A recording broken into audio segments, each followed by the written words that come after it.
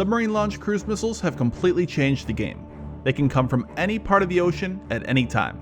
Their range, speed, and accuracy have gotten to the point where virtually any spot on Earth can be hit, including every major city. Modern cruise missile submarines can carry dozens of missiles, and can arguably inflict more damage over a greater area than an entire World War II era battle group. This video is sponsored by Battle Warship Naval Empire. It's a 3D strategy naval warfare game with over 20 million downloads worldwide. You play as a commander in a post-apocalyptic world, developing your own naval base and building up the most powerful naval fleet. There are over 100 different types of aircraft carriers and more than 200 of the most advanced fighters, bombers, and helicopters available in the game. Ally with friends to fight against an enemy, sink a large number of enemy fleets, fight pirates, sea monsters, and much more. The game is also multiplayer, offering player versus player battles, as well as guild versus guild wars, where you can fight alongside your friends in an alliance or a country. The best part about it is the strategy, something I love. You need to have strategy and really think it through to make full use of weapon capabilities. And then finally, become Overlord of the Sea. There are massive enemy fleets to sink, pirates to beat, and sea monsters to slay. Try the game out now, just in time to take part in the Labor Day activities, and you'll have a chance to get Washington and Eisenhower. Download the game today to your mobile device by clicking the link down in the description, and use promo code COVERTCABAL, no space, to get a special promo pack to get you started. Again, that's Battle Warship Naval Empire. The first submarine-launched cruise missiles, or SLCM for short, were mostly nuclear-armed, as their accuracy wasn't high enough for a conventional warhead.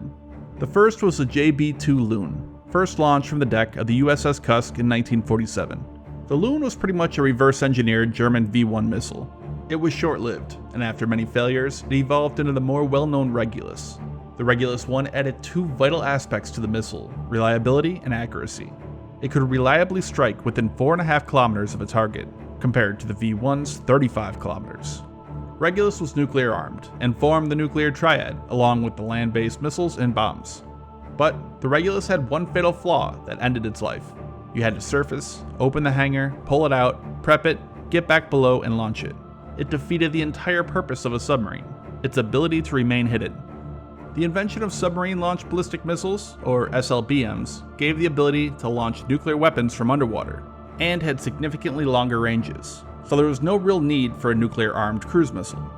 The Soviet Union was the first to use a conventionally armed SLCM, the P-5. The P-5 was fitted with an onboard radar for precise terminal guidance, and was to be used against surface ships. A few years later, the US finally caught up. In 1977, they developed their own anti-ship cruise missile, the Harpoon. Launched from the torpedo tube, the submarine was able to remain hidden. This gave the submarine another offensive weapon besides the torpedo, that made the submarine force even more untouchable and deadly. A few years later, the US developed the Tomahawk. The Tomahawk family was extremely flexible and had several variants. There was a nuclear-armed, conventionally armed, anti-ship missiles, land attack, cluster bombs, and more. The Soviet Union built a whole host of SLCMs, small, subsonic, large, supersonic, and everything in between. Recently, Russia has developed their own standardized cruise missile, Caliber, similar in a sense to Tomahawk. The newest versions of Caliber have added a supersonic terminal sprint to the target, limiting the amount of time to defend against it.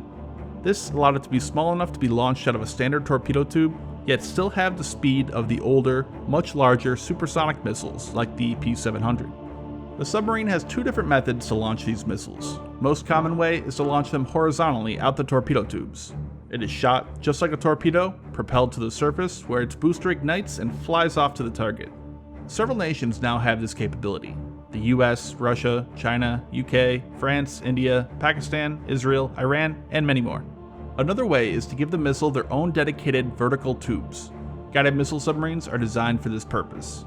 The converted Ohio-class submarines are fitted with 154 tubes dedicated to launching Tomahawk cruise missiles. The only downside to VLS is you can't reload them without returning to port. The SLCM has been used many times in combat, with incredible success. The latest was during the 2018 strikes in Syria, 6 of which were launched by the USS John Warner. The Tomahawk missiles launched were the newest TLAM-E variants. This version has a two-way data link, giving it the ability to be controlled remotely, receive real-time telemetry and video from the missile's onboard camera. And this is the key: it gives the ability to sneak up, undetected, to an enemy and launch. The range of these missiles vastly increases the reach of submarines, which were previously limited to the 20 or 30 kilometer range of the torpedoes. A single submarine, like an Oscar II or a converted Ohio-class boat, can wreak havoc. You can slowly move one or more submarines into position off the coast of your enemy and wait for the order to launch, without them ever knowing you're there, something that is impossible to do with surface ships or aircraft. Or you can stalk a carrier strike group and have the ability to cause massive damage at any moment. The missiles themselves fly low, staying hidden from early warning radar, and strike without notice. The SLCM has really changed naval warfare, so the problem becomes how to counter the threat, and this isn't easy.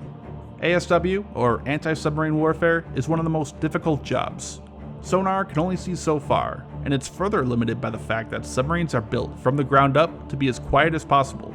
And unlike typical attack submarines, which had to get in close within torpedo range, the missile sub can be dozens, hundreds, even over 1,000 kilometers away.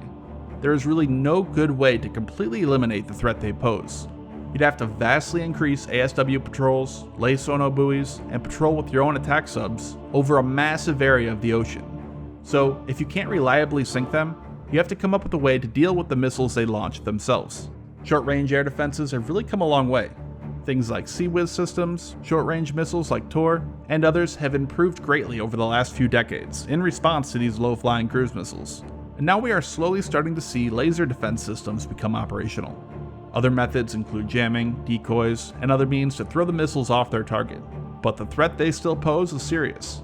Submarine-launched cruise missiles have really proven themselves over the last few decades, and will continue to make a huge impact.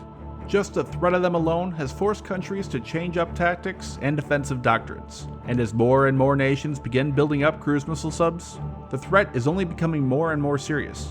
It's no longer just the largest countries operating them. Now, the world superpowers themselves have to face this real threat.